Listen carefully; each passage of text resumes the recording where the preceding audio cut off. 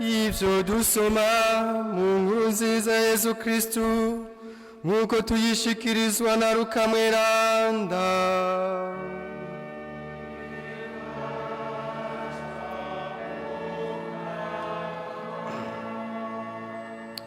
Umunsi umwe Yesu yabwiye abigishwa biwe mu migani ati, mbega impumyi yoshobora kwereka iyindi nzira? Ntizogwa zompi mu manga. Nta mwigishwa aruta umwigisha, ariko umwigishwa nyawe wese azomera nk'umwigisha wiwe. Ni kuki ubona akatsi kari mu jisho rya Mwenewanyu, ntubone urugiga ruri Muryawe? Kibure, bishoboka bite kubwira Mwenewanyu uti, mugenzi, hinge ndagutosore akatsi kari mu jisho ryawe, wewe ntubone urugiga ruri mu jisho ryawe? Wamwangushiwe, banza ukure urugiga ruri mu jisho ryawe, hanyuma ubone gukura akatsi kari mu jisho rya Mwenewanyu. Kandi nta giti ciza cama ivyamwa bibi, nta n'igiti kibi cama ivyamwa vyiza. Igiti cose cerekanwa n'icamwa caco bwite. Nta wamura ifigiye ku mahwa, nta waha ivyamwa vy'imizabibu ku mikere. Umuntu w'intungane akura mu ntabonwa yiwe y'ubutungane ibintu vyiza, nawe umuntu mubi agakura mu vyiwe bibi ibintu bibi. Nanone umuntu avuga irivuye ku mushaha. Ducemeze ijambo ry'Imana.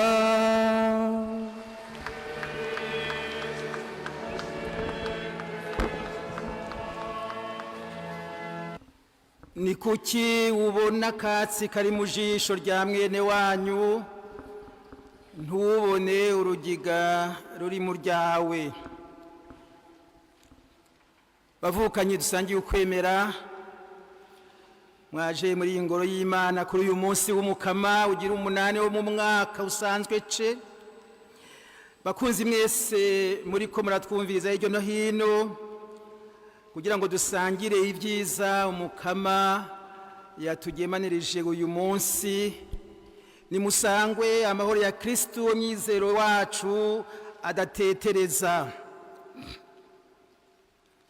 Umukama yadukoranije ngo atuzimane inzimano nyabubiri. Ubwa mbere aduha guhwanira ku ntango y'ijambo ry'Imana, ariko kandi akaduha n'inzimano y'ubuzima bw'umwana wayo twihereza mu Karistiya. Ijambo ry'uyu munsi turisanga muri ibi bisomwa bikurikira: mwene Siraki 27 kuva ku karongo ka 4 gushika ku 7, Izaburi ya 91 kuva ku karongo ka 2 gushika ku 3, no karongo ka 13 gushika 16. Ibaruwa ya mbere Paulo mwiranda yandikiye abanyekorenti, ikiganiro ca 15 kuva 5:4 gushika 5:7, hamwe n'inkuru nziza ya Yesu Kristo ushizwa na Luka mweranda mu kigabane ca 6 kuva ukarongo ka 3:9 gushika 45.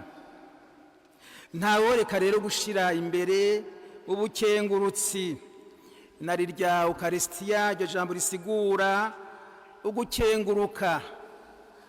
Yamara mu kirundi bati ngo watamiye ntatamure aba yaratamiswe. Nico gituma umukama aca dutuma akaturungika ngo izo nzimano yatugabiye ntituzicarane, duhaguruke tuzishire bene wacu. Ni nabwo buryo bubereye mbere bwo gukenguruka. none rero mu mpanuro nyinshi twashikirijwe n'ijambo ry'Imana, mu nkundire ngaruke kuri iki kibazo nkoramutima c'umukama. Ni kuki ubona akatsi kari mu jisho rya Mwenewanyu ntubone urugiga ruri Muryawe? Sanga muri Luka ikandi ca 6 akarongo ka 41.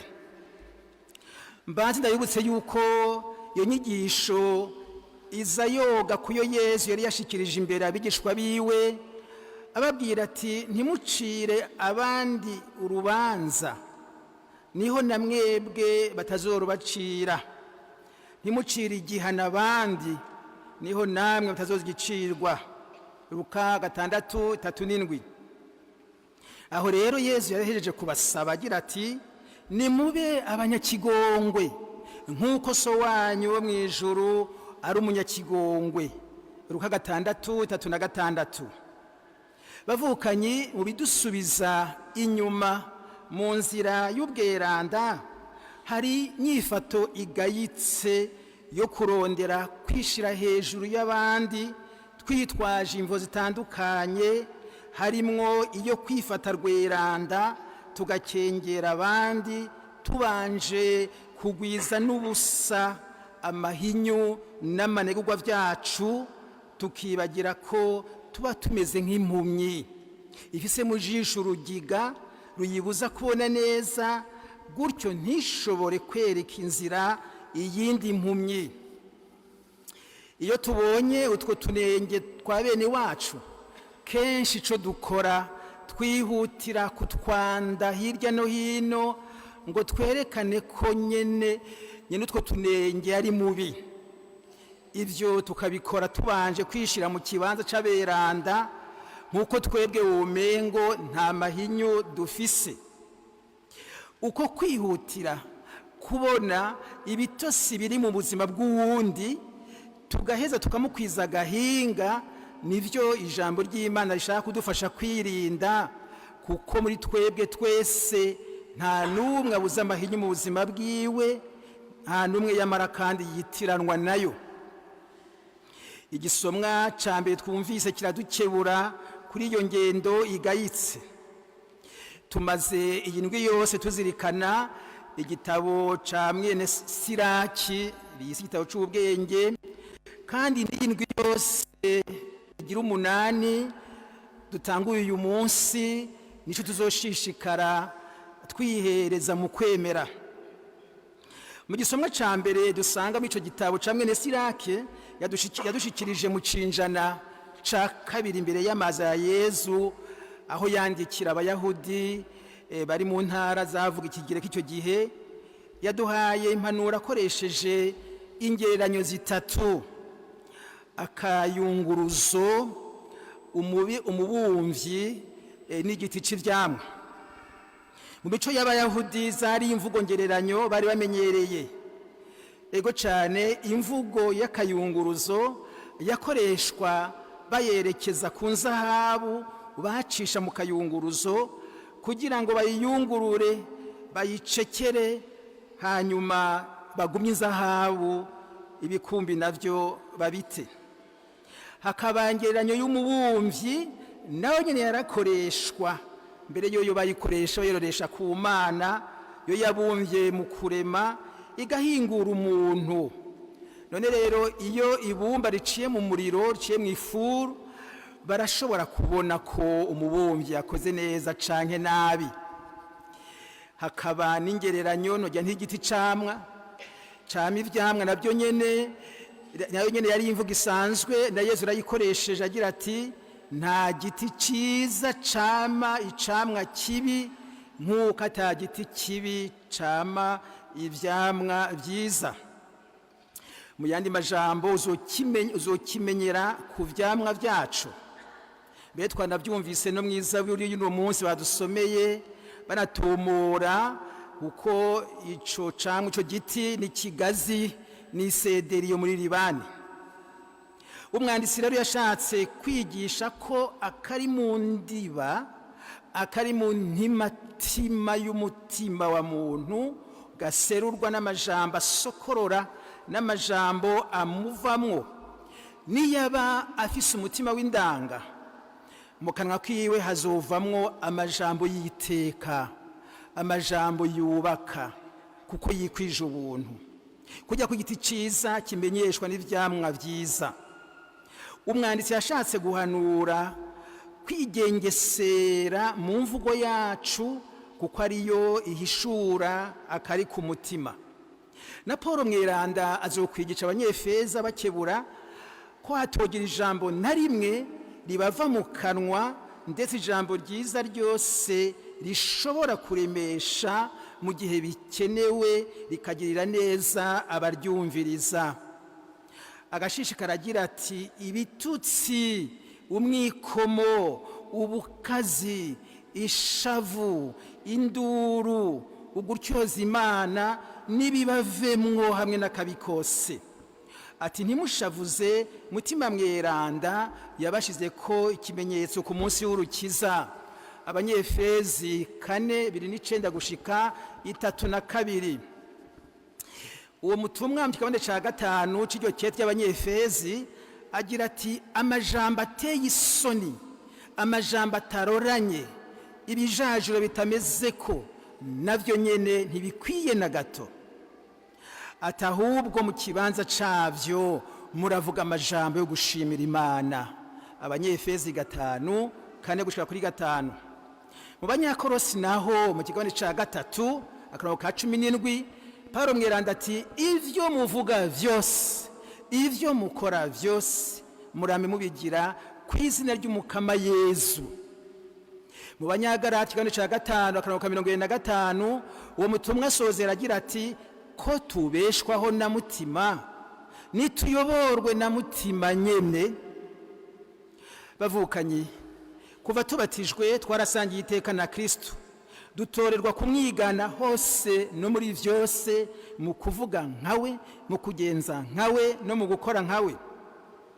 Ko none yaje yari ijambo rishishiriye ukuri n'ubuzima, rizira ikinyoma n'inabi, niko natwe bigishwa biwe ashaka ko twogenza. Tukamureka kugira ngo ijambo ryibe rityorore, ijambo ryibe rirunge, ricekera amajambo yacu, aba amajambo aremesha ukuri, amajambo aremesha ubuzima n'umwizero. Nanone ijambo ribi ryose riraca umutima, kuko ni rimwe ry'umuhanuzi mubi angana umurozi. Turibuka impanuro ya Yesu agira ati, ijisho ryawe ryagutirimutsa rinogobore, wofu muja mu bwami bw'ijuru n'ijisho rimwe, hakutabwa mu nyenga n'amaso yose. Nojya nti no ku rurimi yari gushobora kutubwira ati, ururimi rwawe nirwagutirimutsa, uraruca wofu muja mu ijuru rikiragi, hakutabwa mu nyenga n'ururimi rumeze ukuraho.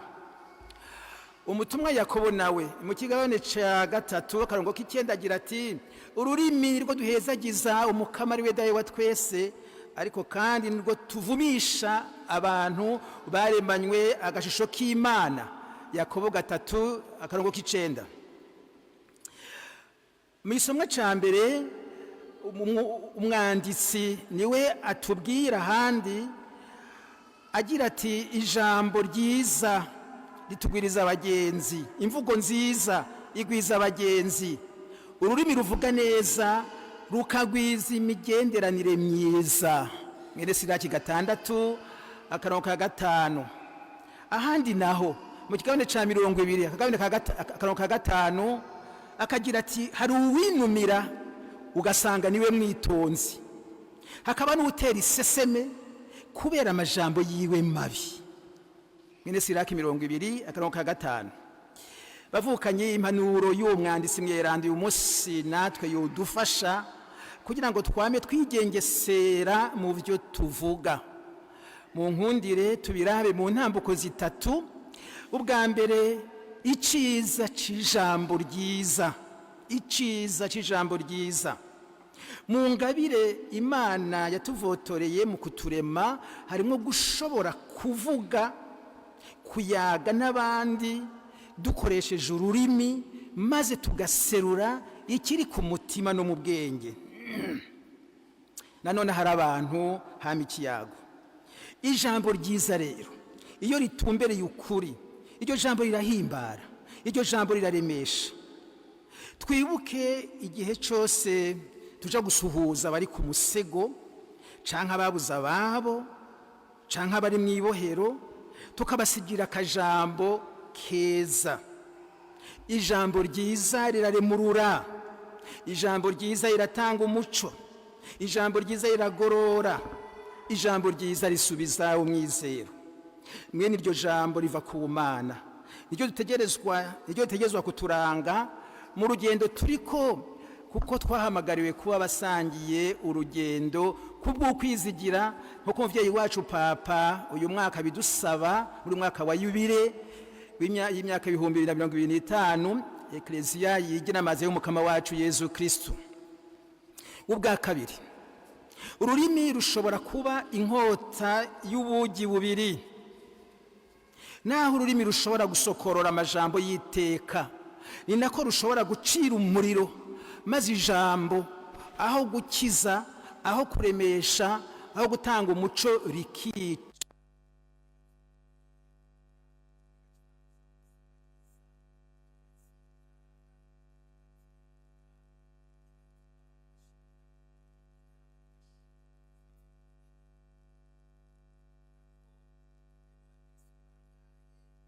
Cisha abandi ururimi kubera amajambo bavamwo, biciye mu kubadodobereza, kubera barongera kurwanira inyungu zigayitse bashaka gushikako. Ni bangahe bakuza abandi mu kazi kubera karimi kabo kugira ngo nabo bahacokere. Ni bangahe basambuza bubakanye kubera ishari n'izigo, kuko babahora ko bubatse neza. Ni bangahe bankanisha bariko barareshanya kugira ngo bavane. Ni bangahe barangwa no kurema ibihuha by'akarandura mutima, maze bagatuma bene wabo bomuka. Bavukanye mu gihugu cacu burakeye, twinjire mu matora. Abiyamamaza bazotugendera bicishije bugufi, badusaba amajwi. Bose bazorangwa no kudushikiriza imigambi yabo, kandi ni byiza cyane kuko uja mu kibiri utazi ugaca inkono utazi. Yamara hama harimwo bamwe bafata bene gihugu nk'uko umego n'abakeha bwenge, maze bakabashikiriza imigambi bakoresheje akarimi gasosa, mugabo bamaze gushikira ibyicaro ya migambi ntibayirangure. Ku ruhande rw'indongozi zacu, bo kwama bazi yuko bahamagariwe kuba imvuga kuri, kugira ngo imvugo ijane n'ingiro. Bo kwama barazwi ishinga nuko ico bemereye bene Burundi gishigwa mu ngiro. Ku ruhande rwa bene gihugu nk'abakristu, turafise itegeko n'uburenganzira bwo kwitorera mu mwidegemvyo, mu muco. Indongozi zirazwi ishinga no kubahiriza agateka kazina muntu wese, ziharanira kuba no gukorera mu muco, zegeraniriza mu bumwe n'amahoro intama baragijwe. Dukeneye indongozi nyene zikora nk'umwungere mwiza Yezu Kristu, ataje gukorerwa ahubwo yaje gukorera bose, kugira ngo bose baronke ubuzima nyabwo. Ubwo buzima nibwo Paulo mweranda yatwiyagiye mu gisomwa ca kabiri, atwigisha ko urupfu rwatsinzwe, maze intsinzi ya Kristo igatamanzura. Nk'uko natwe twabaye umwe na Kristo, araturonsa rero iyo ntsinzi igihe cyose dukundiye mutima wiwe ngo atuyobore, kugira ngo umugambi w'Imana uranguke. Umuvyeyi wacu Papa mu nyigisho yiwe yo mu Karema y'uyu mwaka tuzotangura ku munsi w'Imana uza, aragaruka kuri iyo ngingo agira ati, nkako Yezu yapfuye akazuka, niwe shingiro ry'ukwemera kwacu, akaba ikimenyamenya c'umuhango w'agakura wa data, ari wo buzima bwamaho bwamaze gutamanzura mu mwana wiwe nyagukundwa. Iyo ntsinzi ya Kristo niyo mushinge w'umwizero wacu, kuko utayegayega. Turemera kandi tukizigira ko n'urupfu rutagifise ijambo rya nyuma, kuko agapfuye katabazwa ivu, kabazwa nyabo na Kristo yaturonkeye intsinzi, maze ubuzima bugaseruka. Yamara duhamagariwe kubwakira mu gukundira mutima w'Imana, akatuyobora mu nzira ishikana kwa data. ubwa gatatu twimenyereze kubona no gushigikira ineza iri muri bene wacu. Twimenyereze kubona no gushigikira ineza iri muri bene wacu. Tumaze kubona ibyiza n'amabi yo gukoresha kutariko iyo ngabire y'ururimi rwacu, hageze ko tuzirikana ico twokora kugira ngo tube abatumwa baremesha urukundo n'umwizero ushimikiye kuri Kristo. Muri iyo ntumbero birakwiye kwimenyereza kubura muri bene wacu agasase k'ineza, agasase k'iciza, tukaba ari byo dushira imbere aho gushira imbere ibisokoro, tubanje kwifata runini imbere yabo, ari nako tubanebagura. Hariho abakristu bashangashigwa iyo babonye umugenzi, iyo babonye umubanyi wo basangiye ikivi ateye imbere, bikabagwaza mu nda, ari naho nkuko nabivuze handuruka kurondera kumugwanya no kumudodobereza. Uwa Kristo we ahamagariwe guhimbarwa n'ineza, umutima w'Imana arangura uko ashatse muri bene wacu, maze aho kubarwanya tukarondera kubakeza, tukarondera kubashigikira, tukarondera kubigana, tukarondera no kuyaga ibyo byiza. Abakristo tuvukana twese duhamagariwe gufashanya mu nzira y'ubweranda. Ibyo bishobora guca mu buryo bwinshi, harimwo ibyo gukeburana, ibyo guhanurana kivukanye canke kivyeyi.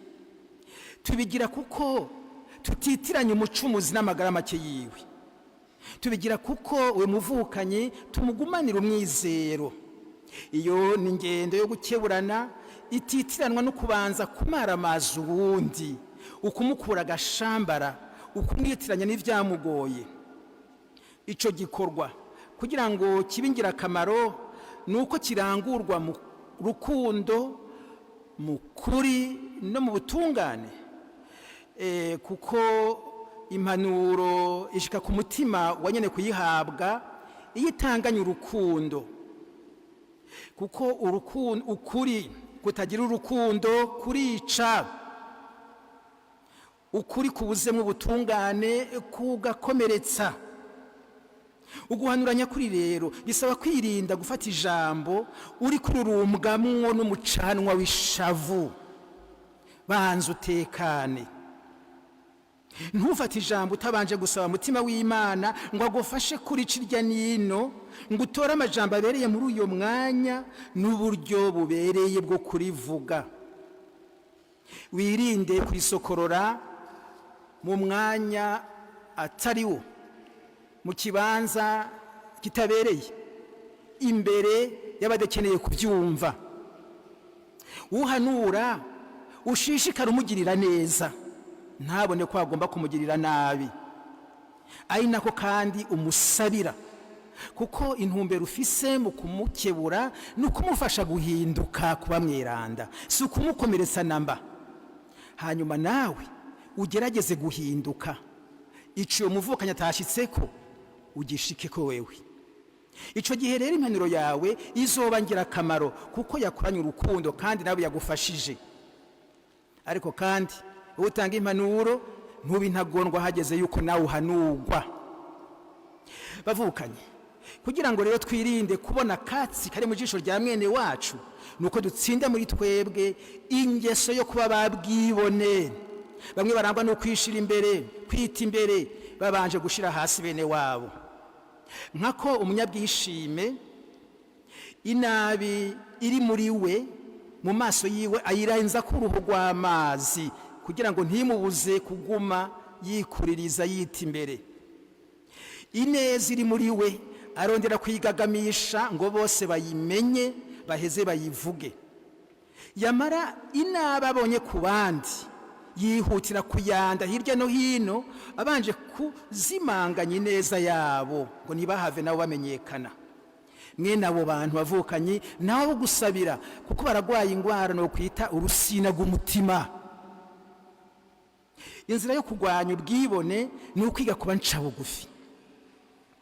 Ncabugufi kuko wewe inaba abonye ku wundi, aho kuyigagamisha nka bwibone, imurungika kwisuzuma wenyene kuko azi ko atari mweranda, gutyo bigatuma ategera amagara make y'uwundi aho kuyanda cyangwa kumurwanya akamusabira, ari nako amuhanura. Iciza abonye ku wundi ntakora nk'abwishime, ntikimurya mu nda, ahubwo arakeza nyene co, akagishima ku kiyaga kandi akagishigikira, yongeye akakigira gwiwe kugira kimufashe nawe kwisununura. Ngiye rero bavukanye inyifato duhamagariwe kugira gwacu nk'abakristo kugira ngo umukama ntasubire kuduterera ca kibazo twumvise agira ati icyo kibazo wakibwira jewe na wewe, ni kuki ubona Akatsi kari mu jisho rya Mwenewanyu ntubone urugiga ruri Muryawe. Luka 6:41. Dusabe. Mukama Mana yacu, wewe wamye utera iteka umuntu ukirinda kumubona no kumwitiranya n'intege nke ziwe, ukaguma umwizigiye. Dutabaza umutima usa n'uwiwawe, duhimbarwe no kurondera guhinduka kugira ngo dushobore gufasha neza bene wacu mu nzira y'ubweranda bwozodushikana ku iteka ryo gusangira nawe ubuhirwe buzokwamaho. Amen.